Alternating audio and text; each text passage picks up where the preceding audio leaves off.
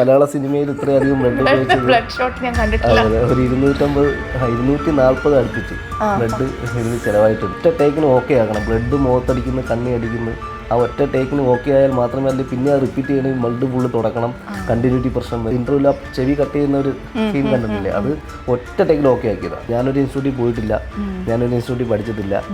ഞാൻ PN മണി എന്നുള്ള makeup മാനോടെ assistant ആയിരുന്നു. 2006 മുതൽ ആളും കൂടെ അസിസ്റ്റൻ്റായിട്ട് വന്നാണ് ഞാൻ ഇതുവരെ ഈ പൊസിഷനിൽ നിൽക്കുന്നത്. എഡിഷൻ്റെ ക്ലൈമാക്സിൽ ഫേസിൻ്റെ പകുതി ഭാഗമാണ് ഞാൻ മാറ്റിയത്. കണ്ണ് നമ്മൾ കംപ്ലീറ്റ് പാസ് ചെയ്യണം, അടക്കി വെക്കണം. അപ്പോൾ മണിക്കൂറുകളോളം കണ്ണടഞ്ഞിരിക്കണം. മലയാളം ഇൻഡസ്ട്രിയുടെ ദ മോസ്റ്റ് വയലൻറ്റ് മേക്കപ്പ് ആർട്ടിസ്റ്റാണ് ഇന്ന് എൻ്റെ ഒപ്പം ഉള്ളതെന്ന് പറഞ്ഞു കഴിഞ്ഞാൽ അത് വളരെ കറക്റ്റായിട്ടുള്ളൊരു കാര്യം തന്നെയായിരിക്കും. സോ ഓൺ ഞാൻ വിടമാട്ടെ bye Keerthi I have Sudhi Surendran. ഇപ്പം ലേറ്റസ്റ്റ് ആയിട്ട് ട്രെൻഡിങ് ആയിട്ട് നിൽക്കുന്ന മാർക്കോ ഉൾപ്പെടെയുള്ള കുറേ ചിത്രത്തിൻ്റെ മേക്കപ്പ് ആർട്ടിസ്റ്റ്. ചേട്ടാ വെൽക്കം ടു ഞാൻ വിടമാട്ടെ ബൈ കീർത്തി. എന്തായാലും ഇൻട്രൊഡക്ഷൻ എനിക്ക് ഇഷ്ടപ്പെട്ടു. അതത്ര വയലൻ്റ് ഒന്നുമല്ല, വളരെ കൂളായ മനുഷ്യനാണ്. ആള് ഞങ്ങൾ കാണുമ്പോൾ ഭയങ്കര കാമാണ്. പക്ഷേ ചെയ്തു വെച്ചിരിക്കുന്ന വർക്ക്, ലൈക്ക് ഞാൻ മാർക്കോ എന്ന് പറഞ്ഞ ചിത്രം കണ്ടു, ഞാൻ മൈൻഡ് ബ്ലോൺ ആണ് കുറേ കാര്യത്തിൽ. പക്ഷേ ഞാൻ റിവ്യൂലിസ്റ്റിലേക്കൊന്നും പോകുന്നില്ല. ഇതിനകത്ത് ചെയ്തു വെച്ചിരിക്കുന്ന ഈ മേക്കപ്പ് എനിക്കത് എന്തൊക്കെയാണെന്ന് എനിക്ക് തന്നെ മനസ്സിലായിട്ടില്ല. എവിടെ നോക്കിക്കഴിഞ്ഞാലും ശരീരഭാഗങ്ങൾ അവിടെ എവിടെയൊക്കെ ചിതറിക്കിടപ്പുണ്ട്. അപ്പം എന്ത് തോന്നുന്നു? ഞാൻ ഒരു കാര്യം കൂടെ പറയാം.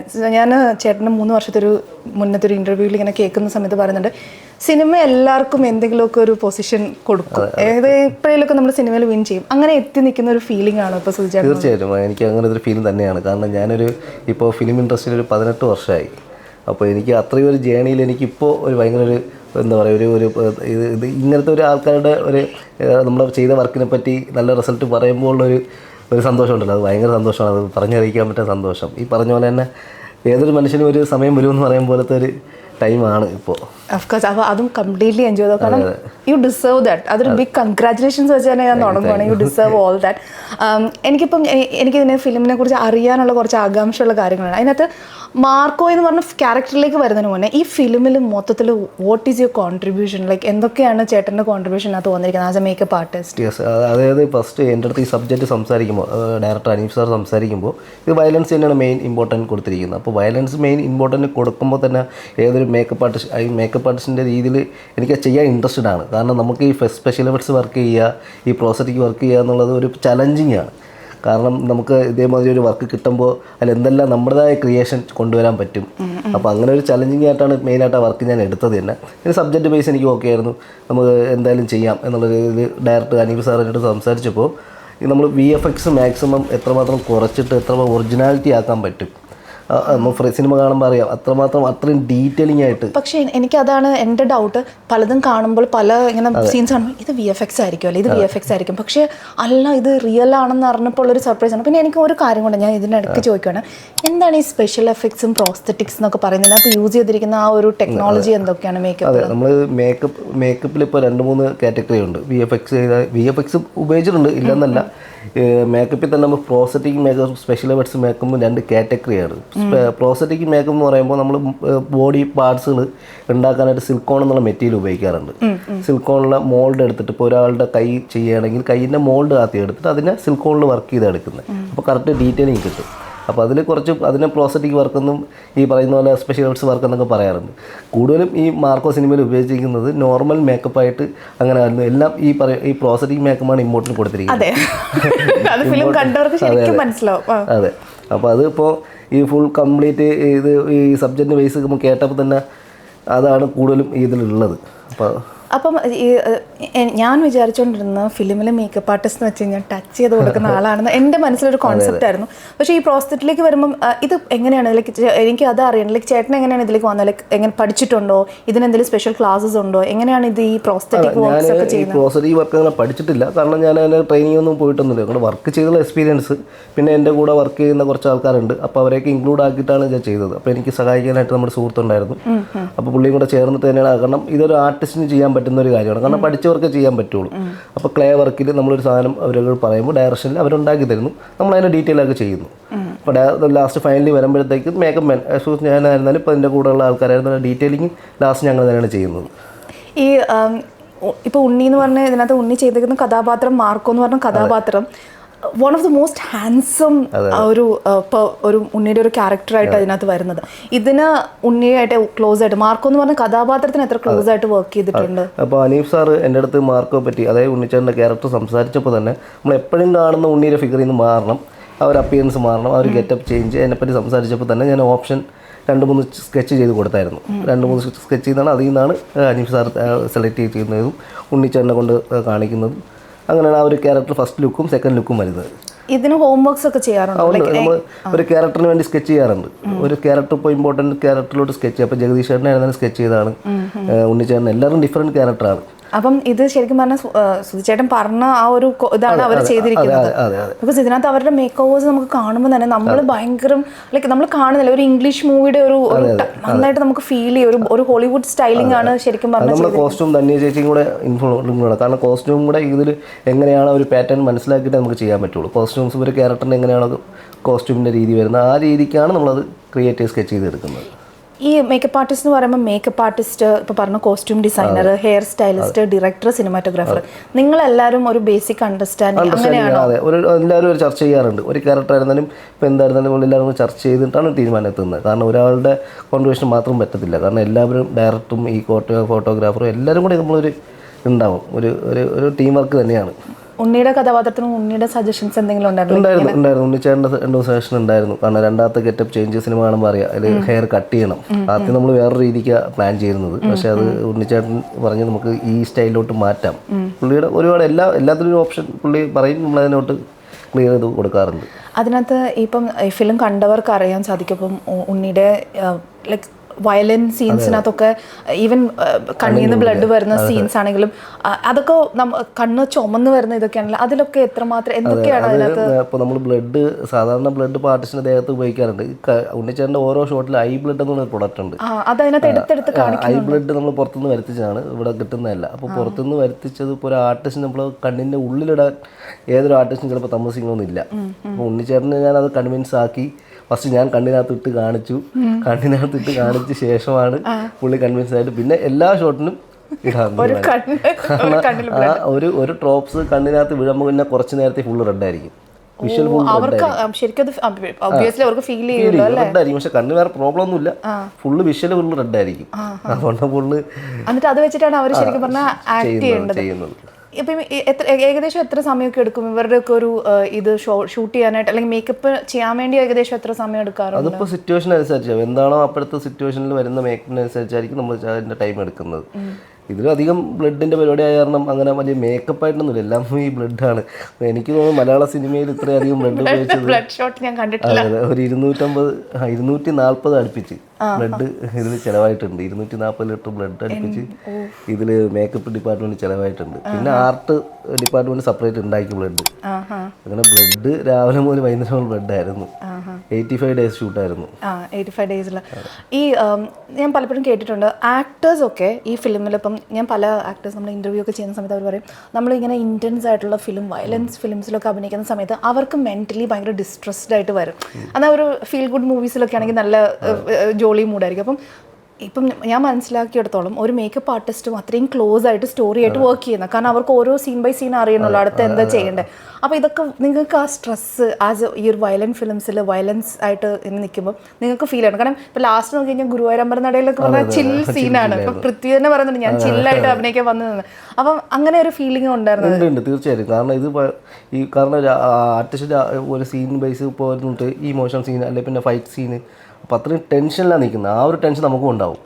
കാരണം ഒറ്റ ടേക്കിന് ഓക്കെ ആക്കണം. ബ്ലഡ് മുഖത്തടിക്കുന്നു, കണ്ണി അടിക്കുന്നു, ആ ഒറ്റ ടേക്കിന് ഓക്കെ ആയാൽ മാത്രമേ അല്ലെങ്കിൽ പിന്നെ അത് റിപ്പീറ്റ് ചെയ്യണമെങ്കിൽ ബ്ലഡ് ഫുള്ള് തുടക്കണം, കണ്ടിന്യൂറ്റി പ്രശ്നം വരും. അപ്പോൾ അതിൻ്റെ പ്രഷറും ടെൻഷനും എല്ലാ മേക്കപ്പ് ആർട്ടിസ്റ്റും എൻ്റെ കൂടെ നിൽക്കുന്ന അസിസ്റ്റൻസിനൊക്കെ ഉണ്ട്.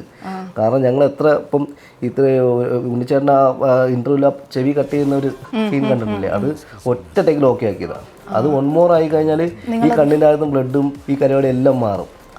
അപ്പോൾ നമ്മളത് ഒറ്റ ടേക്കിന് ചെയ്യുന്ന മുമ്പേ ഉണ്ണിച്ചേട്ടൻ്റെ ഡൂപ്പായിട്ട് വേറൊരാൾ വരുന്നുണ്ടായിരുന്നു, അവനെ വെച്ച് നമ്മൾ ട്രെയിൻ ചെയ്ത് ഫിക്സ് ചെയ്തിട്ടാണ് ഉണ്ണിച്ചേട്ടൻ ഉപയോഗിക്കുന്നത്. കാരണം 2-3 പ്രാവശ്യം ചെയ്യാൻ പറ്റില്ല.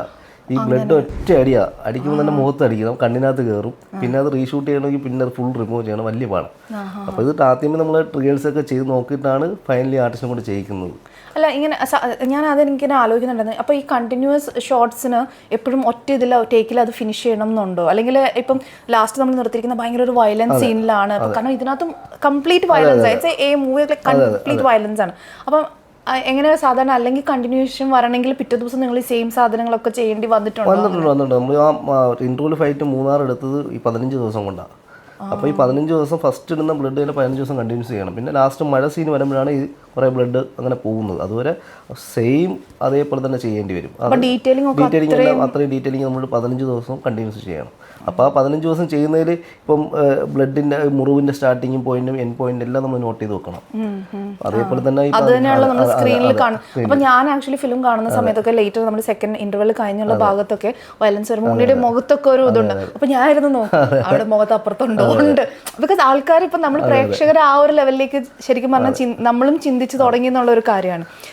ഈ എപ്പോഴും ഒരു മേക്കപ്പിന് ഒരു ട്രെൻഡ് ഉണ്ട് ഇൻഡസ്ട്രിയിൽ. അപ്പം ഇപ്പം നോക്കിക്കഴിഞ്ഞാൽ മലയാളം ഇൻഡസ്ട്രിയുടെ ഒരു മേക്കപ്പ് ട്രെൻഡ് എന്തായിരിക്കും? ഇപ്പോൾ മലയാളം ഇൻഡസ്ട്രിയിൽ മേക്കപ്പ് ഇപ്പോൾ ഓരോ ക്യാമറ സൈഡെല്ലാം ഓരോ പുതിയ അപ്ഡേഷൻ വന്നു. അപ്ഡേഷൻ വരുമ്പോഴത്തേക്ക് വളരെ നാച്ചുറൽ എന്നുള്ള രീതിയിലേക്ക് മാറി. മേക്കപ്പ് റിയലിസ്റ്റിക് ഇപ്പോൾ ക്യാരക്ടർ ബേസ് എന്താണോ അതിനുള്ള മേക്കപ്പിലേക്ക്, അത് makeup feel over makeup feel വന്നു കഴിഞ്ഞാൽ ആ ക്യാരക്ടർ മാറും. അപ്പോൾ അതുകൊണ്ട് വളരെ നാച്ചുറൽ രീതിയിലാണ് ഇപ്പോഴത്തെ ട്രെൻഡിങ്ങിൽ പോകുന്നത്. പിന്നെ ക്യാരക്ടർ എന്താണോ അത് നമ്മൾ അപ്ഡേഷൻ ചെയ്യുക എന്നുള്ളതാണ്. വളരെ നാച്ചുറലായിട്ടും വളരെ ക്യാരക്ടർ ബേസ് പോകുന്നതാണ് ഇപ്പോഴത്തെ സിനിമയുടെ രീതി.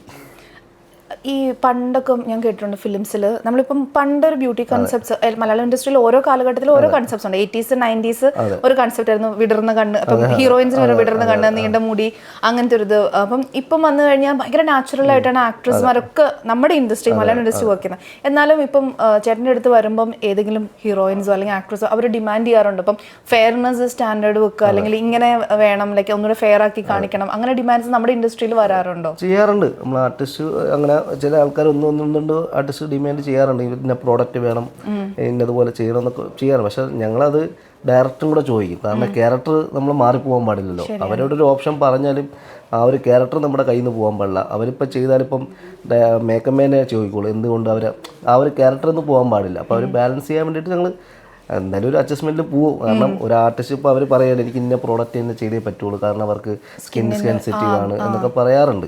അപ്പോൾ നമ്മൾ മാക്സിമം അങ്ങനെ കെയർ ചെയ്ത് തന്നെ പോകുന്നു എല്ലാവരും. ഞാൻ ഈ പ്രൊഡക്ട്സിന്റെ കാര്യം പറഞ്ഞപ്പോൾ എൻ്റെയൊക്കെ മനസ്സിൽ ഇപ്പോഴും നമ്മൾ സ്കൂളിൽ കലോത്സവത്തിൽ അല്ലെങ്കിൽ എന്തെങ്കിലും പരിപാടിക്കൊക്കെ പോകുമ്പോൾ മറ്റേ കമ്പാർ പൗഡർ വെച്ചിട്ട് അടിക്കുന്ന പരിപാടി പണ്ട് ഫിലിമിലും അങ്ങനെയൊക്കെ തന്നെയായിരുന്നു ഏകദേശം. പക്ഷെ ഇപ്പൊ നോക്കിക്കഴിഞ്ഞാൽ പ്രൊഡക്ട്സ് ഒക്കെ മാറി, എല്ലാം അങ്ങനെ ചേഞ്ചസ് ശരിക്കും വന്നിട്ടുണ്ട് അല്ലേ? ഒത്തിരി ഇപ്പൊ നല്ല നല്ല ബ്രാൻഡുകൾ വന്നിട്ടുണ്ട്. പഴയ കുറച്ച് ബ്രാൻഡുകളൊക്കെ മാറി, എല്ലാം അപ്ഡേഷനായി. വളരെ കോസ്റ്റ്ലിയാണ്, എന്നാലും നല്ല ഫിനിഷിംഗ് ഉള്ള ഒരുപാട് പ്രോഡക്റ്റ് വന്നിട്ടുണ്ട്. സ്കിൻ ടോൺ ഭയങ്കരമായിട്ട് മാച്ച് ആവുന്ന പ്രോഡക്ട്സ്, നാച്ചുറൽ ഫീലിംഗ് വരുന്ന പ്രോഡക്റ്റ്സ് ഒത്തിരി ഉണ്ട് അതിലൂടെ. ഇപ്പം ഞാൻ ആദ്യം ഒരു ഡൗട്ട് ഉണ്ടെന്ന് പറഞ്ഞില്ല, എന്ന് വെച്ച് കഴിഞ്ഞാൽ ഈ സെലിബ്രിറ്റി മേക്കപ്പ് ആർട്ടിസ്റ്റ് എന്ന് പറഞ്ഞിട്ട് നമ്മൾ കുറച്ച് പേരെ കാണാറുണ്ട്. അത് ചിലപ്പോൾ അവരുടെ വെഡ്ഡിങ്സിനും ഇതിനൊക്കെ ഒരുക്കുന്നതായിരിക്കും. അവരും ഫിലിം മേക്കപ്പ് ആർട്ടിസ്റ്റും തമ്മിൽ എന്തൊക്കെയാണ് ഡിഫറൻസസ് വരുന്നത്? എന്തൊക്കെയാണ് ഉണ്ട് അവർ തമ്മിൽ? കാരണം ഇത് പ്രൊഫഷണലായിട്ട് പഠിച്ചവരും സിനിമയിലും നിൽക്കുന്നവരും രണ്ട് ഡിഫറൻ്റ് ആണ്. കാരണം ഈ മേക്ക് ഓവർ ചെയ്യുന്ന സെലിബ്രിറ്റീസ് മേക്ക് ഓവർ ബ്രൈഡൽ ചെയ്യുന്നതിലും അവരുടെ ഒരു മേക്കപ്പ് രീതിയല്ല സിനിമയിലേക്ക് വരുമ്പോൾ. കാരണം സിനിമയിലൊരു ബാലൻസിങ് അത്യാവശ്യമാണ്. അപ്പോൾ അത് ഇപ്പം സിനിമയിൽ വർക്ക് ചെയ്യുന്ന ഒരാൾക്ക് പോയിട്ട് ബ്രൈഡൽ ചെയ്യാനും ബുദ്ധിമുട്ടായിരിക്കും. കാരണം സിനിമയുടെ മേക്കപ്പ് ആർട്ടിസ്റ്റ് എന്ന് പറയുമ്പോൾ ഒരു ക്യാരക്ടർ അനുസരിച്ച് അതിനൊരു ബാലൻസിനനുസരിച്ച് എന്താണ് സിറ്റുവേഷൻ അനുസരിച്ച് ചെയ്യാൻ കുറച്ച് എക്സ്പീരിയൻസ് വേണം. അപ്പോൾ അത് ബ്രൈഡൽ മേക്കപ്പും ഈ പറഞ്ഞ പോലെ ബ്യൂട്ടീഷ്യൻ കോഴ്സ് കഴിഞ്ഞ് വന്നവർക്ക് ചെയ്യാൻ കുറച്ച് പാടായിരിക്കും. കാരണം ഒരു എക്സ്പീരിയൻസ് ഇതിൽ വേണം. അങ്ങനെ കുറച്ച് പേർക്ക് പറഞ്ഞ പോലെ പെട്ടെന്നൊരു എന്താ പറയുക എക്സ്പീരിയൻസിൻ്റെ ഒരു പ്രശ്നമുണ്ട്. ഇപ്പം പ്രൊഫഷണലായിട്ട് ബ്യൂട്ടീഷ്യൻ കോഴ്സ് കഴിഞ്ഞ് വന്നവരും ഈ പറഞ്ഞ പോലെ മേക്ക് ഓവറായിട്ട് ചെയ്യുന്നതും ബ്രൈഡൽ ചെയ്യുന്നവരും വന്നിട്ട് ഇപ്പോൾ സിനിമയിൽ വന്ന് വർക്ക് ചെയ്യും. ഓക്കെ, പക്ഷെ അവർ സിറ്റുവേഷൻ അനുസരിച്ച് നമുക്ക് എന്തെങ്കിലും ലൈറ്റിൻ്റെ ഫാക്ടർ, പിന്നെ അപ്പോഴത്തെ സീനിൻ്റെ ഒരു സിറ്റുവേഷൻ, ആ ഒരു ക്യാരക്ടർ ബേസ്, അതൊക്കെ നമുക്കൊരു എക്സ്പീരിയൻസ് സിനിമയിൽ നിന്ന് തന്നെയാണ് ചെയ്യേണ്ടത്. കാരണം എൻ്റെ അറിവാണ്, ഞാനൊരു ഇൻസ്റ്റിറ്റ്യൂട്ടിൽ പോയിട്ടില്ല, ഞാനൊരു ഇൻസ്റ്റിറ്റ്യൂട്ടിൽ പഠിച്ചിട്ടില്ല. ഞാൻ PN മണി എന്ന് പറഞ്ഞ മേക്കപ്പ് മാനോടെ അസിസ്റ്റൻ്റ് ആയിരുന്നു. 2006 മുതൽ ആളെ കൂടെ അസിസ്റ്റൻ്റായിട്ട് വന്നാണ് ഞാൻ ഇതുവരെ ഈ പൊസിഷനിൽ നിൽക്കുന്നത്. കാരണം ഞാനൊരു ഇൻസ്റ്റിറ്റ്യൂട്ടിൽ പഠിച്ചിട്ടില്ല. പ്രോസ്തെറ്റിക്സ് ഒക്കെ മുന്നേ എന്തെങ്കിലും യൂസ് ചെയ്തിട്ടുണ്ടോ? അത് ഇതിനു വേണ്ടി അങ്ങനെ ഹോംവർക്ക് ചെയ്ത് ഇതിപ്പം തുടർന്ന് വരുന്ന പടങ്ങളിൽ, നേരത്തെ ചെയ്ത പടങ്ങളിലൊക്കെ ചെറിയ ചെറിയ വർക്കുകളൊക്കെ ചെയ്തിട്ടുണ്ട്. മെയിനായിട്ട് പ്രോസ്തെറ്റിക്കിൽ ഈ മാർക്കാണ് അധികം ചെയ്തിരിക്കുന്നത്. നേരത്തെയൊക്കെ ഇപ്പം 2-3 പടത്തിലൊക്കെ ചെറിയ ചെറിയ, ഇപ്പം രുതിരം എന്നുള്ള പടം പോകുന്നത്, അതിൽ ചെറിയ വർക്കുകളൊക്കെ ചെയ്തിട്ടുണ്ട്. ഈ എങ്ങനെയായിരുന്നു ആക്ച്വലി ഫിലിമിലേക്ക് ഒരു എൻട്രി? എങ്ങനെ ഇപ്പോൾ പറഞ്ഞു അസിസ്റ്റന്റ് ആയിട്ടാണ് സ്റ്റാർട്ട് ചെയ്ത് മേക്കപ്പ് അസിസ്റ്റന്റ് കോളേജ് കുമാരൻ എന്ന് പറഞ്ഞ ചിത്രത്തിൽ വരുന്നത്. നമ്മൾക്ക് ഏറ്റവും ഇപ്പം ഞാൻ ലാസ്റ്റ് ഡേ ബറോസിന്റെ സമയത്ത് ലാലേട്ടനെ ഇങ്ങനെ കണ്ടിട്ടുണ്ട്. അപ്പം നമുക്ക് കാണുമ്പോൾ നമ്മളുടെ ഒരു മനസ്സിൽ വരുന്ന ഒരു ഫീലിംഗ് ഉണ്ടല്ലോ, നമ്മൾ കണ്ട അത്രയും ഫിലിം നമ്മുടെ കൺമുന്നിൽ കൂടെ പോകും. അപ്പം എങ്ങനെയായിരുന്നു ആ ഒരു മൊമെന്റിലേക്ക് മീറ്റിംഗ്? അത് കഴിഞ്ഞ് 7 ഫിലിംസ് ലാലേട്ടനൊപ്പം ചെയ്തിട്ടുണ്ട്. എനിക്ക് ഇമാജിൻ ചെയ്യും മോനെ ഇവിടെ ഇങ്ങനെ ഒരു മേക്കപ്പ് എന്ന് പറയുന്നത്. സോ എങ്ങനെയായിരുന്നു ലാലേട്ടനായിട്ട്? ഭയങ്കര നമ്മളെത്ര എല്ലാവരും ആഗ്രഹിക്കുന്നതാണ് കാണാനും. ഈ നമുക്ക് പണ്ട് മുതലേ ലാലേട്ടൻ ഫാനാണല്ലോ. എങ്ങനെയാലും സിനിമയിൽ എത്തുക എന്നുള്ളതാണ് ഉദ്ദേശം. മേക്കപ്പ് മാൻ ആണോന്നോ അല്ലെങ്കിൽ മേക്കപ്പ് അസിസ്റ്റന്റ് ആണോന്നോ നല്ല ഉദ്ദേശം വന്ന ആളല്ല ഞാൻ. സിനിമയിൽ എന്തെങ്കിലും ഒരു ഭാഗമാവുക എന്നുള്ളത് ഭയങ്കര പണ്ട് മുതലേ ഒരു ആഗ്രഹമായിരുന്നു. അങ്ങനെ സിനിമയിൽ വന്നതാണ്. അങ്ങനെ ഒരു മനസ്സാറിനെ പരിചയപ്പെടുന്നതും ഈ കോളേജ് കുമാരൻ എന്നുള്ള സിനിമയിലോട്ട് ഞാൻ അസിസ്റ്റൻ്റായിട്ട് വർക്ക് ചെയ്യുന്നു. പിന്നെ ലാൽ സാറിനോട് തുടർന്ന് പടങ്ങളായി. പിന്നെ ഞാൻ തിരുവനന്തപുരം ആയിരുന്നപ്പോൾ പുള്ളിക്ക് സാറിനോട് ഭയങ്കര അടുപ്പായി. പിന്നെ 5-6 പടം ലാസ്റ്റ് ഇപ്പോൾ ലാൽ സാറിനോട് ഇപ്പോൾ 2020 മുതൽ ഇങ്ങോട്ട് കുറേ പടങ്ങൾ ചെയ്തു.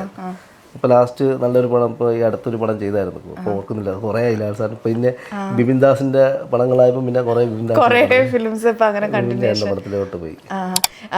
ഈ ഫിലിമിലേക്ക് വരുന്ന മറ്റ് കാറ്റഗറി വർക്ക് ചെയ്യുന്ന എല്ലാ ഡിപ്പാർട്ട്മെന്റ്സ് വർക്ക് ചെയ്യുന്ന എല്ലാവരും ഒരു ഫിലിമിന്റെ ആഗ്രഹമായിട്ട് വരുന്നവരാണെന്ന് പലപ്പോഴും പല ഘട്ടത്തിലും പറയണം. ചിലർ തുറന്നു പറയും, ചിലർ തുറന്നു പറയില്ല. അപ്പം ഞാൻ കണ്ടു ആക്ച്വലി ലൈഫ് ബെൽ എന്ന് പറഞ്ഞ ഷോർട്ട് ഫിലിം ഞാൻ കണ്ടു. വളരെ ക്രിസ്പായിട്ട് എടുത്തിരിക്കുന്ന, വളരെ ക്ലിയർ ആയിട്ട് എടുത്തിരിക്കുന്ന, ഒന്നും അതിനകത്ത് കൂടുതൽ മ്യൂസിക് ഒന്നും ഇട്ടിട്ടില്ല. ഒരു സ്ത്രീയുടെ ലൈഫിൽ അവരെടുക്കുന്ന ഒരു റോങ് മിസ്റ്റേക്ക് കാരണം അവർക്ക് വരുന്നൊരു കാര്യമാണ് ലൈഫ് ബെൽ എന്ന് പറഞ്ഞ ഷോർട്ട് ഫിലിം. സുധി ഡയറക്റ്റ് ചെയ്ത ഒരു ഷോർട്ട് ഫിലിം ആയിരുന്നു. എന്തുകൊണ്ട് പിന്നെ ഇപ്പം നിൽക്കുമ്പം ആ ഒരു സ്വപ്നം ഉണ്ടല്ലോ, ഒന്ന് അഭിനയിക്കുന്നുള്ള സ്വപ്നം ഏത് ലെവലിൽ വന്ന് നിൽക്കുകയാണ്. കാരണം ഇപ്പം വേണമെങ്കിൽ ഒന്ന് ചോദിക്കല്ലോ, ഞാനൊന്ന് തല കാണിക്കുന്ന ആരാ വേണ്ടെന്ന് പറയില്ലല്ലോ. അപ്പൊ ഇപ്പൊ ആ സ്വപ്നം എവിടം വരെ വന്നെത്തി? എന്താണ് അതിന് ഉള്ളിൽ തന്നെ ഉണ്ട്. പക്ഷെ നമ്മുടെ ഇപ്പം നിൽക്കുന്ന പ്രൊഫഷനാണ് കുറച്ച് ഇമ്പോർട്ടൻ്റ് കൊടുക്കുന്ന കാരണം ഇതിൽ കോൺസെൻട്രേറ്റ് ചെയ്യുകയാണ്. പിന്നെ ഡയറക്റ്റ് ചെയ്യുന്നുള്ളൊരു ആഗ്രഹമുണ്ട്. അത് ഇമ്മീഡിയറ്റ് ഉടനെ തന്നെ അടുത്ത വർഷങ്ങൾ ഉണ്ടാവുമെന്ന് പ്രതീക്ഷിക്കുന്നു. അങ്ങനെയൊക്കെ പോകും. പക്ഷെ ഇപ്പം നിൽക്കുന്ന ഒരു മേക്കപ്പ് മാൻ എന്നുള്ളൊരു ചുമതല ഉള്ള കാരണം റെസ്പോൺസ് അധികമാണ്. അപ്പോൾ അത് കാരണം വേറൊരു ഒന്നിലോട്ട് ചിന്തിക്കുന്നില്ല. കാരണം വർക്ക് കുറച്ച് ടെൻഷൻ ആയതുകൊണ്ടും ഈ പിന്നെ ഇപ്പൊ പോകുന്ന level is like very nice. ഒരു സ്റ്റീപ്പ് നന്നായിട്ട് വരുന്ന ഒരു ടൈമാണ്. അപ്പൊ നിങ്ങൾ എനിക്ക് തോന്നുന്നു കൂടുതലും ആക്റ്റീവായിട്ട് മേക്കപ്പ് ആർട്ടിസ്റ്റ് ആയിട്ട് തന്നെ നിൽക്കുന്ന ഒരു ഇതാണ്. ഈ മലയാളം ഇൻഡസ്ട്രിയിൽ ഇപ്പൊ നമ്മൾ ഫിലിംസിലൊക്കെ മേക്കപ്പ് മാൻ എന്ന് പറഞ്ഞ ഫിലിമിലൊക്കെ ജയറാമേട്ടനെ കാണിക്കുന്ന സമയത്ത് നമ്മൾ കാണാറുണ്ട് അവരുടെ സീൻസ് എങ്ങനെയാണ്. നമുക്ക് നേരിട്ട് അങ്ങനെ അറിയില്ല. എന്നാലും ഇപ്പം എനിക്ക് പെട്ടെന്ന് ഒരു മൂവി എടുത്തിട്ട് അതിനകത്ത് ക്രെഡിറ്റ്സ് മേക്കപ്പ് നോക്കിക്കഴിഞ്ഞാൽ it's very hard to find a credit for a makeup artist. അതിനൊരു മാറ്റം വരണമെന്ന് തോന്നിയിട്ടില്ല? അത് മാറ്റം വരും എന്ന് തോന്നുന്നുണ്ട്. ബിക്കോസ് ഇപ്പം മൂവീസ് മാറുന്നുണ്ട്. അപ്പം ക്രെഡിറ്റ്സ് ഫോർ മേക്കപ്പ് ആർട്ടിസ്റ്റും അങ്ങനെ മാറും. മേക്കപ്പ് ആർട്ടിസ്റ്റ് അങ്ങനെ മാറും അതിനെപ്പറ്റി അതെനിക്ക് പറഞ്ഞ പോലെ എനിക്കൊരു ആഗ്രഹമുള്ള കാര്യമാണ്. പക്ഷെ നമുക്കതൊന്നും അതിനെപ്പറ്റി പറയാനുള്ള ഒരു വോയിസ് അവിടെ വരുന്നില്ല. കാരണം അത് പ്രൊഡക്ഷൻ സൈഡും ഈ പറഞ്ഞ പോലെ ഡയറക്ഷൻ സൈഡൊക്കെ അവർ തീരുമാനിക്കുന്നതാണ്. ഇപ്പം നമ്മൾ അതിലൊരു ചോയ്സ് പറഞ്ഞു കഴിഞ്ഞാൽ അത് അബദ്ധമാകും. പക്ഷെ എനിക്ക് തോന്നുന്നു ഫ്യൂച്ചറിൽ അത് ഒരു കാര്യമായിട്ട്, കാരണം നമ്മൾ ഹോളിവുഡിലേക്കൊക്കെ നോക്കി കഴിഞ്ഞാൽ ഇന്നൊരു ആളാണ് ഇന്ന വർക്ക് ചെയ്തതെന്ന് നമ്മൾ അറിയുന്നുണ്ട്. പക്ഷെ ഇപ്പം നോക്കി കഴിഞ്ഞാൽ രഞ്ജിത്ത് അമ്പാടി ചേട്ടനാണെങ്കിലും സുധി ആണെങ്കിലും ഒക്കെ നിങ്ങളുടെ ഫിലിം പണ്ടത്തെക്കാളും കൂടുതൽ അക്നോളജ്മെന്റ് ഇപ്പം കിട്ടുന്നുണ്ടല്ലോ അല്ലേ? കിട്ടും, തീർച്ചയായിട്ടും കിട്ടും. അതിന് മാറ്റങ്ങൾ വരുന്നുണ്ട്. പറഞ്ഞ ഇനി വരാം, സാധ്യത വരും കാലങ്ങളിൽ വരാം. ഇപ്പം ഇത്രയും 17 ഇയേഴ്സ് കരിയർ പറഞ്ഞു. ഇതിനകത്ത് ഏറ്റവും ഒരു ബെസ്റ്റ് അക്നോളജ്മെന്റ് കിട്ടിയത് ഒരു അല്ലെങ്കിൽ ഒരു എനിക്ക് ഏറ്റവും നല്ല അക്കംപ്ലിഷ്മെന്റ് ആയിട്ട് ഫീൽ ചെയ്ത ഒരു കാര്യം ഏതായിരിക്കും സുധിക്ക്? എനിക്ക് ഇതിൽ വന്നിട്ട് ഒരുപാട് എക്സ്പീരിയൻസ് ഉണ്ട്. ഞാനൊരു ഫസ്റ്റ് പടം എനിക്കിപ്പോൾ ഒരു അവാർഡ് കിട്ടിയ ഒരു മൂവി ഉണ്ടായിരുന്നു, ഫിലിം ക്രിറ്റിക്സ് അവാർഡ് കിട്ടിയത്. ഞാൻ അത്രയും നല്ല വളരെ നാച്ചുറലായിട്ട് ഈ പറഞ്ഞ പോലെ മേക്കപ്പ് എന്നുള്ള ഫീൽ ഇല്ലാണ്ടും ഈ വളരെ ക്യാരക്ടർ ബേസ് ചെയ്തതിൻ്റെ ഒരു ബേസ് കഴിഞ്ഞ അവാർഡ് തന്നെ കിട്ടുന്നത്.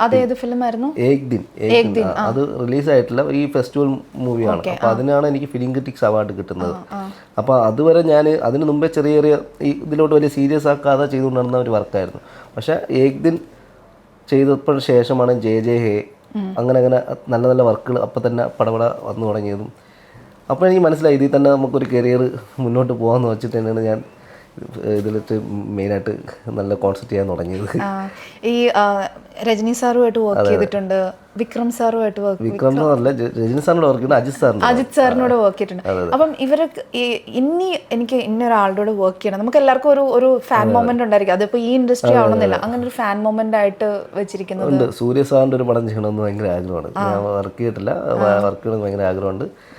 പിന്നെ ഈ പറഞ്ഞ പോലെ തെലുങ്കിലും പ്രവാസിൻ്റെ കൂടെയൊക്കെ വർക്ക് ചെയ്യണമെന്ന് ആഗ്രഹമുണ്ട്. മലയാളത്തിൽ ഓൾമോസ്റ്റ് എല്ലാവരുടെ വർക്കുണ്ട്. എല്ലാ വർക്കും നമുക്ക് പ്രധാനമുള്ളതാണ്. പക്ഷേ ഈ പറഞ്ഞ പോലെ എല്ലാ ആർട്ടിസ്റ്റിനോടെയും വർക്ക് ചെയ്താൽ നന്നായിരിക്കും. ഈ ഒരു ആൾക്ക് ഇപ്പം പുറത്ത് നിൽക്കുന്ന ഒരാൾ ആൾക്ക് മേക്കപ്പ് ആർട്ടിസ്റ്റ് ആവണം, എനിക്ക് മലയാളം ഇൻഡസ്ട്രിയിൽ ഒരു മേക്കപ്പ് ആർട്ടിസ്റ്റ് ആവണം എന്ന് ആഗ്രഹമുണ്ടെങ്കിൽ അവരെന്തായിരിക്കണം അവർ ചെയ്യേണ്ട ഒരു കാര്യം എന്ന് പറയുന്നത്? എങ്ങനെയായിരിക്കും അവർക്കൊരു മേക്കപ്പ് ആർട്ടിസ്റ്റ് ആവാൻ സാധിക്കുന്നത്? ഇപ്പം ഈ പറഞ്ഞ പോലെ ഈ മേക്കപ്പ് ആർട്ടിസ്റ്റ് ആവാൻ പല ഓപ്ഷനുണ്ട്. ഇപ്പോൾ ഇൻസ്റ്റിറ്റ്യൂട്ട് ആയിരുന്നാലും ഈ പറഞ്ഞ പോലെ അസിസ്റ്റൻ്റ് ആയിട്ടായിരുന്നാലും, ഇപ്പോൾ ഫിലിമിലാണെങ്കിൽ നമ്മളൊരു അസിസ്റ്റൻ്റായിട്ട് യൂണിയൻ മെമ്പർഷിപ്പ് ഒക്കെ എടുത്ത് ഒരു മേക്കപ്പ് മാൻ്റെ കീഴിൽ ഒരു 5 വർഷം വർക്ക് ചെയ്ത് കഴിഞ്ഞാൽ മേക്കപ്പ് മാൻ ആവാം. ഇപ്പോൾ ഇൻസ്റ്റിറ്റ്യൂട്ട് ആണെങ്കിൽ ഇൻസ്റ്റിറ്റ്യൂട്ട് പോയി പഠിച്ചിട്ട് അവരുടെ സർട്ടിഫിക്കറ്റ് കൊണ്ട്, പക്ഷേ ഈ പറഞ്ഞ പോലെ ഇൻസ്റ്റിറ്റ്യൂട്ട് കഴിഞ്ഞാൽ സിനിമയിൽ വന്നൊരു 2 years മേക്കപ്പ് അസിസ്റ്റൻ്റായിട്ട് നിൽക്കണം. കാരണം ഈ ഒരു പാറ്റേണും ആ ഒരു പാറ്റേൺ 2 ഡിഫറെൻ്റ് ആണ്. ഈ ഒരു ലോങ് പ്രോസസ് ആണ് അല്ലേ? നമുക്ക് പെട്ടെന്ന് ഫെയിമിലേക്ക് എത്താൻ പറ്റുന്ന ഒരു കാര്യമല്ല. ഇൻസ്റ്റിറ്റ്യൂട്ടിൽ ഇപ്പം എല്ലാം പഠിച്ച് വന്നു കഴിഞ്ഞാൽ നമ്മുടെ സിനിമയുടെ ഒരു പാറ്റേൺ വേറെ ഡിഫറെൻറ്റ് പാറ്റേൺ തന്നെയാണ്. കാരണം അതൊരു എക്സ്പീരിയൻസ് തന്നെ വേണം. അത് എൻ്റെ അറിവിൽ ഞാൻ പഠിച്ചതാണ്. കാരണം എൻ്റെ അറിവിൽ ഞാൻ ഒത്തിരി പേരെ കണ്ടിട്ടുണ്ട്. ഇൻസ്റ്റിറ്റ്യൂട്ട് പോയി ഇപ്പോൾ കംപ്ലീറ്റ് പഠിച്ച് വന്നവർ തന്നെ സിനിമയിൽ വന്നിട്ട് നമുക്ക് വർക്ക് ചെയ്യാൻ ബുദ്ധിമുട്ട് വരുന്നുണ്ട്. കാരണം അവർക്ക് ഇതിൻ്റെ ഒരു പാറ്റേൺ ഉണ്ട്. അത് സിനിമയിൽ ഒരു അസിസ്റ്റൻ്റായിട്ട് നിൽക്കണം തന്നെയാണ് ഞാൻ റിക്വസ്റ്റ് ചെയ്യുന്നത്. കാരണം ഒരു 2 വർഷമെങ്കിലും അല്ലെങ്കിൽ ഒരു 1 year മിനിമം ഒരു അസിസ്റ്റൻ്റായി കഴിഞ്ഞാൽ നമുക്ക് അതിൻ്റെ ആ രീതി മനസ്സിലാക്കാൻ പറ്റും എന്തൊക്കെയാണെന്നുള്ളത്. അതൊരു എല്ലാവരും ഒന്ന് റിക്വസ്റ്റായിട്ട് എടുക്കണം. കാരണം വേറെ ബുദ്ധിമുട്ടായിട്ട് പറയണല്ലോ. കാരണം ഇത്രയും ഞങ്ങളെല്ലാം പഠിച്ച് വന്നിട്ട് എന്താ ഇപ്പോഴും അങ്ങനെ സംസാരിക്കുന്ന ആൾക്കാരുണ്ട്. ഈ ഞാൻ മനസ്സിലാക്കിയൊരു കാര്യം, ഈ മീഡിയ എന്ന് പറഞ്ഞാൽ നമുക്ക് ചേട്ടൻ പറഞ്ഞ അത് കാത്തിരിക്കണം, പേഷ്യൻസ് വേണ്ട ഒരു കാര്യം. കാത്തിരിക്കണം നമ്മൾ നമ്മുടെ ഓപ്പർച്യൂണിറ്റിക്ക് വേണ്ടി. അങ്ങനെ വെയിറ്റ് ചെയ്താൽ മാത്രം ശരിക്കും നമുക്ക് റീച്ച് ചെയ്യാൻ പറ്റുന്ന ഒരു ഇൻഡസ്ട്രിയാണ് ഫിലിം. അതിലൊരു ഭാഗമാണ് ഈ മേക്കപ്പ് എന്നും. തീർച്ചയായിട്ടും. കാരണം നമ്മളത് ഇപ്പോൾ പെട്ടെന്ന് നമുക്കൊന്നും അടുത്ത് എത്തിപ്പെടാൻ ബുദ്ധിമുട്ടാണ്. കുറച്ച് കഷ്ടപ്പെട്ട് പോയാൽ അതിൻ്റെ റിസൾട്ട് ഭയങ്കരമായിരിക്കും. അപ്പോൾ അത് വെയിറ്റ് ചെയ്ത് പോയാൽ നല്ലതായിരിക്കും. ഈ മേക്കപ്പ് ചെയ്യുന്ന പറയുമ്പോൾ നമ്മളിപ്പോൾ കണ്ടിന്യൂറ്റി ഷോട്ടിൻ്റെ കാര്യം പറഞ്ഞു, ആർട്ടിസ്റ്റിനെ ഇഷ്ടപ്പെടുന്ന കാര്യം പറഞ്ഞു, ഈ ഫെയിൽ മൊമെന്റ്സും കാണുമല്ലോ. നമ്മൾ പറയുന്ന ഒരു നമുക്ക് പറയുന്ന ഒരു ഫോപ്പ മൊമെന്റ്, ആ ഒരു അങ്ങനത്തെ ഒരു മൊമെന്റ് ഉണ്ടായിട്ടുണ്ടോ എപ്പോഴെങ്കിലും? ഉണ്ട്, പറ്റിയിട്ടുണ്ട്. അബദ്ധങ്ങൾ ഒരുപാട് പറ്റിയിട്ടുണ്ട്. എന്നെ സംബന്ധിച്ച് ഒരു അബദ്ധത്തിൽ കൂടെ തന്നെയാണ് ഞാൻ കുറേ ശരി പഠിച്ചിട്ടുള്ളത്. കാരണം അന്നപ്പോൾ ഈ പറഞ്ഞ പോലെ കുറേ എടുത്തുകാട്ടവും ഈ അറിവില്ലായ്മ കൊണ്ട് കുറേ കാര്യങ്ങളൊക്കെ ചെയ്തിട്ടുണ്ട്. അപ്പോൾ അതിൽ കൂടെ ഞാൻ കാര്യങ്ങൾ പഠിക്കുകയായിരുന്നു. എൻ്റെ ആശാൻ PN മണി സാർ കുറേ കാര്യങ്ങൾ പറഞ്ഞ് മനസ്സിലാക്കും. അങ്ങനെ എപ്പോഴും പറ്റാറുണ്ട്. ഇപ്പോൾ എല്ലാവരും റൈറ്റ് പേഴ്സൺ എന്ന് പറയാൻ പറ്റില്ല. എന്തെങ്കിലും അബദ്ധങ്ങൾ പറ്റാറുണ്ട്, ടെൻഷനൊക്കെ വരാറുണ്ട്. തീർച്ചയായിട്ടും വരാറുണ്ട്. മാർക്കോയ്ക്ക് തന്നെ ഒരുപാട് അബദ്ധങ്ങൾ പറ്റിയിട്ടുണ്ട്. പക്ഷെ മാർക്കോയിലെ ബ്ലഡ് ഷോട്ടിന് അതെ, കാരണം അങ്ങനത്തെ ഒരു പ്രഷറായിരുന്നു വർക്ക്. അപ്പോൾ നമുക്കത് ഭയങ്കര ഒരു പ്രഷറായിരുന്നു പടം. ഈ മാർക്കോ, ഞാൻ മുന്നേ ചോദിച്ചൊരു കാര്യമാണ് ഈ മാർക്കോയുടെ ഹോംവർക്കിനെ കുറിച്ചൊക്കെ. അതിനകത്ത് ഞാനിങ്ങനെ കേട്ടിട്ടുണ്ട്, നമ്മളിപ്പം ഈ ചെറിയ സീൻസിലൊക്കെ ഈ വേംസ് അത് പലയിടത്തും കാണിച്ചിട്ടില്ല, ഇത് ചെയ്തിട്ടുണ്ട്. അപ്പോൾ അതൊക്കെ എങ്ങനെയാണ് ശരിക്കും നമുക്ക് കാണുമ്പം നമുക്കത് ഭയങ്കര ഡിസ്കസ്റ്റിംഗ് ആയിട്ട് തോന്നുന്നു. പല കാര്യങ്ങളും ചെയ്യുന്നുണ്ട്. അപ്പോൾ ഇതിൻ്റെ പ്രിപ്പയർ ചെയ്യുന്ന സമയത്ത് ചേട്ടൻ എങ്ങനെയായിരുന്നു ഇതിൻ്റെ ഹോംവർക്കിൻ്റെ ഭാഗമായിട്ട് എന്തൊക്കെയാണ് ഇതിനകത്ത് ചെയ്തിരിക്കുന്നത്? എൻ്റെ അടുത്ത് അതായത് നമ്മുടെ പയ്യൻ്റെ ആ ബോഡി കാണിക്കുന്ന സീനുണ്ട്. അപ്പം ഡയറക്ടർ അനീഫ് സാറ് പറഞ്ഞു വെച്ചാൽ ഈ പയ്യൻ്റെ ബോഡി മരിച്ചു കഴിഞ്ഞൊരു 10 ദിവസം കഴിഞ്ഞിട്ട് അവർക്ക് കിട്ടുന്നത്. അപ്പോൾ ആ ബോഡിയിൽ ഉണ്ടാവുന്ന ഒരു പ്രശ്നങ്ങൾ എല്ലാം നമുക്കത് ലൈവായിട്ട് തന്നെ കാണിക്കണം. അപ്പം ഞാൻ അതിന് വേണ്ടി കളക്ട് ചെയ്തതാണ് പ്ലാൻസ്. അത് കോഴിക്കോട് നമ്മുടെ സുഹൃത്തുണ്ട്, പുള്ളിയുടെ അടുത്ത് ഞാൻ കളക്ട് ചെയ്ത് ഒരാഴ്ച ഞാൻ റൂമിൽ ടൈം ട്രീറ്റ് ചെയ്തു. കാരണം അത് ട്രീറ്റ് ചെയ്തിട്ടാണ് ഞാൻ ആ ഷോട്ടിന് കൊണ്ടുപോകും. കാരണം വെച്ചാൽ നമ്മൾ ആ ബോഡിയിൽ ഈ ഫ്രൂട്ട്സിൻ്റെ ജ്യൂസാണ് ഉപയോഗിക്കുന്നത് അതിന് വേണ്ടിയിട്ട്. അപ്പോൾ അതിൻ്റെ ഒരു ആക്ഷൻ കിട്ടാൻ വേണ്ടിയിട്ട് ഞാൻ റൂമിൽ നിന്ന് സംരക്ഷണ ട്രെയിനിങ് കൊടുത്ത് എന്നിട്ടാണ് ഷൂട്ട് ചെയ്തത്. പക്ഷെ അത് സെൻസറിങ്ങിൽ കുറച്ച് ഭാഗങ്ങൾ കട്ട് ചെയ്തു. കാരണം അത്രയും കുറച്ച് ഭയങ്കര ഡീറ്റെയിലിംഗ് ആയതുകൊണ്ട് അത് OTT വരെ ചിലവ് കാണുമെന്ന് തോന്നുന്നു. പക്ഷെ ഇതിനകത്ത് എല്ലാ കാര്യങ്ങളും ഡീറ്റെയിലിംഗ്. ഈവൻ നമ്മൾ കൈ മുറിക്കുന്ന കുറേ കാലൊക്കെ അവിടെ കിടക്കുന്നതിനകത്തൊക്കെ. അപ്പം ശരിക്കും നമ്മൾ ഇതിനെക്കുറിച്ച് സയന്റിഫിക് ആയിട്ട് ഇപ്പോൾ ബയോളജിക്കൽ ഇതിൽ നോക്കണം, വെയിൻസ് ഇതൊക്കെ അങ്ങനെയൊക്കെ പഠിക്കേണ്ട സിറ്റുവേഷൻ ഉണ്ടോ? ഉണ്ട്. ഞാൻ ഈ ഡോക്ടറുമായിട്ടൊക്കെ ഒന്ന് ഡിസ്കസ് ചെയ്തിട്ടാണ് ഈ ബോഡി തന്നെ ഉണ്ടാക്കിയത്. കാരണം ഇത് എങ്ങനെയാണ് ആസിഡ് ഇട്ട് മുക്കിയ ശേഷം എന്താണെന്ന് അറിയത്തില്ലല്ലോ. ആസിഡ് ഇട്ട് മുക്കി കഴിഞ്ഞ ശേഷം ഇതെങ്ങനെയാവും, ഇത് എത്രമാത്രം ദ്രവിച്ചു പോകും എന്നുള്ളതൊക്കെ ഞാൻ ഒരു ഡോക്ടറുമായിട്ട് കൺസൾട്ട് ചെയ്യും. ഇപ്പം നമ്മളൊരു കൈ കട്ട് ചെയ്ത് കഴിഞ്ഞാൽ ജഗദീശേട്ടൻ്റെ കൈ കട്ട് ചെയ്യുന്ന സംഭവം ഉണ്ടല്ലോ, അത് എത്ര മണിക്കൂർ വരെ നമ്മൾ ആ ഒരു സാധനം നിൽക്കുന്നതെല്ലാം ഡോക്ടറും കൂടെ ഉണ്ടായിരുന്നു, ഡോക്ടർ സഹായം കൂടെ ഉണ്ടായിരുന്നു. കാരണം അത് എത്ര നേരം വരെ നമുക്കത് അങ്ങനെ ഹോൾഡ് ചെയ്യാൻ പറ്റും. ഈ ഫീസറിൽ കൊണ്ടുവന്ന സീനൊക്കെ ഉണ്ട്. അപ്പോൾ അതിനൊരു ചലനം ഉണ്ടാവുമോ അതെല്ലാം ചോദിച്ചായിരുന്നു. ചോദിച്ചിട്ട് സയന്റിഫിക് ആയിട്ട് പഠിച്ചിട്ടാണ്. അപ്പം ഇവരൊക്കെ ഇപ്പം ഉണ്ണിയുടെ കാര്യം നമ്മൾ പറഞ്ഞു. ഇപ്പം ജഗദീഷ് ചേട്ടൻ്റെ ഇതിലേക്കൊക്കെ വരുമ്പം അവരൊക്കെ കുറച്ചുകൂടി സീനിയർ ആർട്ടിസ്റ്റുകളാണ്. അവരൊക്കെ ഈ പ്രോസ്തെറ്റിക്സ് ഞാൻ മനസ്സിലാക്കിയെടുത്തോളം കുറേ ടൈം എടുത്ത് ചെയ്യേണ്ട ഒരു കാര്യമാണ്. അപ്പം അവരുടെ ഒരു കോപ്പറേഷൻ ഇതിനകത്ത് അല്ലെങ്കിൽ എഫേർട്ട് ഒക്കെ പറയണം കേട്ടോ. ജഗദീഷ് ചേട്ടൻ ഭയങ്കരമായിട്ട് നമ്മൾ കോപ്പറേറ്റ് ചെയ്തു. കാരണം ജഗദീഷൻ്റെ ക്ലൈമാക്സിൽ ഫേസിൻ്റെ പകുതി ഭാഗമാണ് ഞാൻ മാറ്റിയത്. അപ്പോൾ ഈ കണ്ണ് നമ്മൾ കംപ്ലീറ്റ് പ്ലാസ്റ്റ് ചെയ്യണം, അടക്ക് വെക്കണം. അപ്പോൾ മണിക്കൂറുകളോളം കണ്ണടഞ്ഞിരിക്കണം. ഒറ്റ കണ്ണുകൊണ്ടാണ് പിന്നെ പ്രഷറാണ്. അപ്പോൾ മണിക്കൂറുകളോളം നമ്മൾ സഹകരിച്ചു. കാരണം ഒരു കണ്ണ് ഫുൾ പ്ലാസ്റ്റ് ചെയ്തിട്ടാണ് ഞാൻ വർക്ക് ചെയ്തിരിക്കുന്നത്. അത് സിനിമ കണ്ടവർക്ക് അറിയാം. അപ്പോൾ ആ ഷോട്ട് എടുത്ത് ഒറ്റ ദിവസം കൊണ്ട് എടുത്തതാണ്. രാവിലെ മുതൽ വൈകുന്നേരം വരെ അങ്ങനെ തന്നെ ഇരിക്കണം. അപ്പോൾ അതൊക്കെ പുള്ളി ഭയങ്കര സപ്പോർട്ട് ചെയ്തു. പിന്നെ കയ്യിൻ്റെ ഡൈ എടുക്കാൻ പോയ സമയത്തും ഈ പറഞ്ഞ പോലെ ഭയങ്കര സ്ട്രെയിൻ എടുക്കുന്നൊരു പരിപാടിയാണ് അതൊക്കെ. അതിനെല്ലാം സപ്പോർട്ടായിരുന്നു. നമുക്കറിയാം ഈ പ്രോസ്തെറ്റിക്സ് യൂസ് ചെയ്യുക, സ്പെഷ്യൽ എഫക്ട്സ് മേക്കപ്പ് കൊണ്ടുവരിക, ഇപ്പം പറഞ്ഞ പോലെ ഈ 270 എത്ര ലിറ്റർ ബ്ലഡ് യൂസ് ചെയ്യുക, ഇതെന്നൊക്കെ പറഞ്ഞു കഴിഞ്ഞാൽ നമ്മൾ മുന്നേ നമ്മൾ അറിയാം ഇത് ഭയങ്കര ബഡ്ജറ്റ് കോസ്റ്റ്ലി ആയിട്ടുള്ള ഒരു കാര്യമാണ്. അത്ര ബഡ്ജറ്റ് ഫ്രണ്ട്ലി ഇതൊന്നും നമുക്ക് പറയാൻ പറ്റത്തില്ല. അപ്പം എങ്ങനെയായിരുന്നു ആസ് എ പ്രൊഡ്യൂസർ? ഇപ്പം എനിക്ക് തോന്നുന്നു സുധി ചേട്ടനായിരിക്കുമല്ലോ പറയുന്നത് എനിക്ക് ഇത്ര സാധനം ഇത് വേണം. സോ ആസ് എ പ്രൊഡ്യൂസർ എങ്ങനെയായിരുന്നു ഇതിന്റെ കോപ്പറേഷനും അവർക്ക് ഇത് കേൾക്കുമ്പോൾ എങ്ങനെയായിരുന്നു ഇത് അവരുടെ ഒരു റിയാക്ഷനും ഒക്കെ? അത് ഞാൻ ഫസ്റ്റ് തന്നെ ഇതിന് പ്ലാൻ ആക്കി. ഞാൻ ഇത്ര ഫൈറ്റിന് ഇത്ര ബ്ലഡ് വേണം, ഇതൊക്കെ ആകും എന്നുള്ള പ്ലാനിങ് ഓൾറെഡി പ്ലാൻ ആക്കിയിട്ട് ഞാൻ ഷഫീഖ് സാറിനോട് സംസാരിച്ചു. അപ്പോൾ ആളുടെ ഒരു ബഡ്ജറ്റ് കൊടുത്തപ്പോൾ ആൾ കൺവിൻസ് ആണ്. ഓക്കെ എന്താണ് നോക്കിയിട്ട് നമുക്ക് നോക്കാം എന്നുള്ള രീതി സ്റ്റാർട്ട് ചെയ്തു. റിസൾട്ട് കണ്ടപ്പോൾ പുള്ളി ഭയങ്കര ഹാപ്പിയായി. റിസൾട്ടും പുള്ളി അതിൻ്റെ ഓരോ നമ്മൾ എടുത്ത പോർഷൻ ഇതുവരെ കണ്ടപ്പോൾ ഭയങ്കര ഹാപ്പിയായി. കാരണം അത്രയും ഡീറ്റെയിലിംഗ് ആയി. പിന്നെ നമ്മൾ ഷഫീഖ് സാറിൻ്റെ അടുത്ത് എന്ത് പറഞ്ഞാലും ആൾ ഓക്കെയാണ്. ഭയങ്കര സപ്പോർട്ടായിരുന്നു. അപ്പോൾ നല്ലൊരു പ്രൊഡ്യൂസറായിരുന്നു. കാരണം നമുക്ക് നമ്മൾ ചെയ്യുന്നതിനൊരു എന്താ പറയുക, പുള്ളി കൂടെ സപ്പോർട്ട് ഉണ്ടെങ്കിൽ നമുക്ക് ഒന്നും കൂടി ഒരു ഹാപ്പിനെസ്സും പ്രൊവൈഡ് ചെയ്യുമ്പോൾ നമുക്ക് അതിനകത്ത് മാത്രം ഹാപ്പി ആയിരുന്നു. നന്നായിട്ട് സപ്പോർട്ട് ചെയ്തു സാറ്. Nice nice. ആൻഡ് ഇപ്പം നമ്മൾ ഈ കോൺവെർസേഷൻ നടത്തുന്ന ആക്ച്വലി പറഞ്ഞു കഴിഞ്ഞാൽ മറ്റൊരു ഫിലിമിന്റെ സെറ്റിൽ ഇരുന്നിട്ടാണ്. റാസൽ കൈമിലാണ് നമ്മളുള്ളത്. റാസൽ കൈമിലെ വലിയ വീട്. അപ്പൊ ഇപ്പം ആക്ച്വലി ലേറ്റസ്റ്റ് അപ്ഡേറ്റ്സ് എന്തൊക്കെയാണ്? ഇപ്പോൾ റാസൽ കൈമയിൽ ദുബായ് റാസൽ കൈമയിൽ ഡയറക്ടർ തമറിന്റെ ആസിഫ് അലിയുടെ ഒരു പടം നടന്നുകൊണ്ടിരിക്കുന്നു. പേര് ഫിക്സ് ചെയ്തിട്ടില്ല. അപ്പോൾ ഇതിലൊരു സസ്പെൻസ് ഉണ്ട്. അത് പടം കാണാൻ മനസ്സിലാവും. സ്പെഷ്യൽ എഫക്ട്സ് ആണ്. ഇതിനകത്ത് മിസ് ചെയ്യുന്നുണ്ടോ? വയലൻസ് എന്തെങ്കിലും മിസ് ചെയ്യുന്നുണ്ടോ? ഇതിൽ വയലൻസ് ഇല്ല, പക്ഷേ സ്പെഷ്യൽ വർക്ക് ഉണ്ട്. അപ്പോൾ അത് സ്പോയിലർ പറയുന്നില്ല. അപ്പോൾ അത് സസ്പെൻസ് ആണ്. അപ്പോൾ അത് മെയിനായിട്ട് ഇതിൽ ചെയ്യുന്നുണ്ട് ആസിഫിക്കയുടെ. അപ്പോൾ അത് ഇപ്പം നടന്നുകൊണ്ടിരിക്കുന്നു. പിന്നെ ട്രിവാൻഡ്രത്ത് ഒരു പടം നടക്കുന്നുണ്ട്. പിന്നെ ധീരൻ എന്നൊരു പടം നടക്കുന്നു. ഈ 3 പടമാണ് ഇപ്പോൾ റണ്ണിങ്ങിലുള്ളത്. അടിപൊളി അടിപൊളി. മാർക്കോ കണ്ടതിന് ശേഷം കുറേ പേര് കോംപ്ലിമെന്റ്സ് ഒക്കെ ആയിട്ട് വന്നിട്ടുണ്ടായിരിക്കും. അപ്പം അതെങ്ങനെയായിരുന്നു? അത് ഭയങ്കര സന്തോഷം. കാരണം ഞാനിപ്പോൾ ഈ സമയത്ത് ദുബായിലുണ്ടായിരുന്ന സമയത്താണ് എനിക്ക് മാർക്കോ റിലീസാവുന്നത്. അപ്പം നാട്ടിൽ എനിക്കങ്ങനെ പെട്ടെന്ന് ആരും അങ്ങനെ വിളിച്ച് പറയാനൊന്നും ഈ ഫോണിൻ്റെ അവൈലബിലിറ്റി കാരണം ഇല്ല. പക്ഷേ ദുബായിൽ എന്നെ ഞെട്ടിച്ചു തുടങ്ങി. കാരണം ഒരുപാട് മലയാളീസ് എന്നെ ഒന്ന് അംഗീകരിച്ചു. കാരണം ഒരുപാട് സ്വീകരണം തന്നു. 2-3 സ്വീകരണം ഇപ്പം തന്നെ ആയി. ഭയങ്കര ഒരു സഹകരണമാണ്. എല്ലാവരും ഒരുപാട് അത്യാവശ്യം നാട്ടിൽ നിന്ന് പിന്നെ കുറച്ച് ഫ്രണ്ട്സും ഇതെല്ലാം അറിഞ്ഞിട്ട് മാർക്കോ ഞാനാണ് ചെയ്തതെന്ന് അറിഞ്ഞിട്ട് ഒരുപാട് പേര് വിളിച്ചു. പക്ഷെ ഞാൻ ഈ മാർക്കോയുടെ എല്ലാ റിവ്യൂസും കാണുന്ന ഒരാളാണ്. എല്ലാ റിവ്യൂസിലും കണ്ടിട്ട് പ്രമുഖരായ റിവ്യൂസും നമ്മുടെ പേര് പറഞ്ഞിട്ടില്ല. കാരണം പ്രമുഖരായ ഒരു റിവ്യൂസുകാരും നമ്മളെപ്പറ്റി മേക്കപ്പ് ഭയങ്കര ഭംഗിയായിരുന്നു, അല്ലെ മേക്കപ്പ് ഭയങ്കര സംഭവമായിരുന്നു.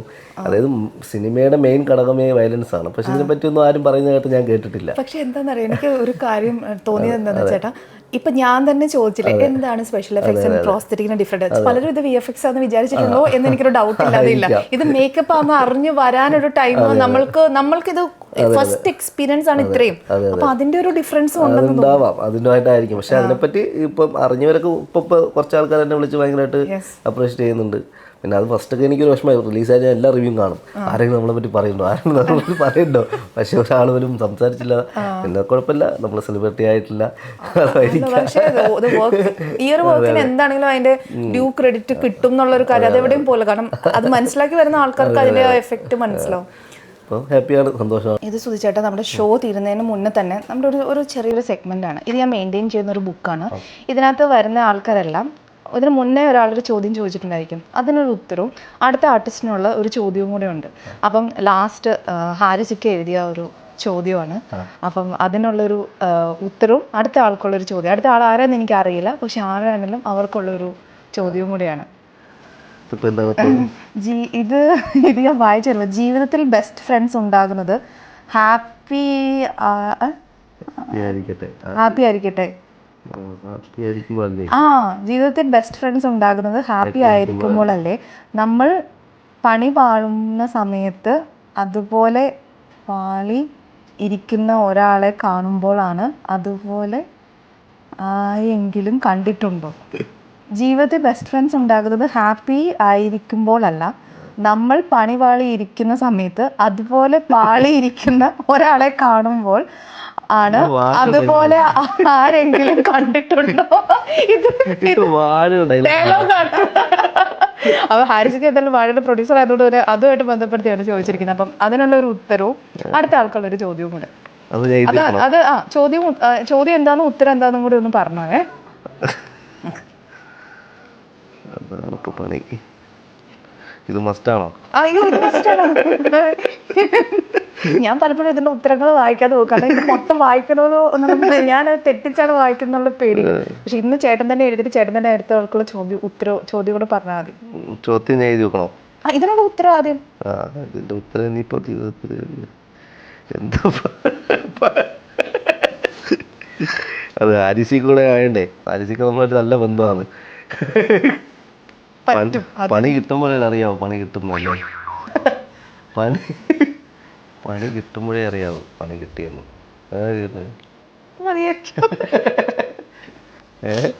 കൂടെ നിന്ന് പണി തന്നിട്ടുള്ള ആൾക്കാരുണ്ട്. അവരുടെയൊക്കെ പേര് ഇഷ്ടമുള്ള രീതിയിൽ എടുക്കും. പണി കിട്ടി കഴിഞ്ഞാണ് ഇറങ്ങുന്നത്. പണി കിട്ടി അത് ഞാൻ പറഞ്ഞു തരില്ലോ കേട്ടോ, ചേട്ടൻ എഴുതണം. ഞാൻ ക്ലാസ്സിൽ പോലും ഉത്തരം പറഞ്ഞു കൊടുക്കാറില്ലായിരുന്നു ആർക്കും. പണി കിട്ടിയപ്പോഴാണ് അറിഞ്ഞത് പണി കിട്ടിയത്. അതാണ് സുഹൃത്ത് ബന്ധം.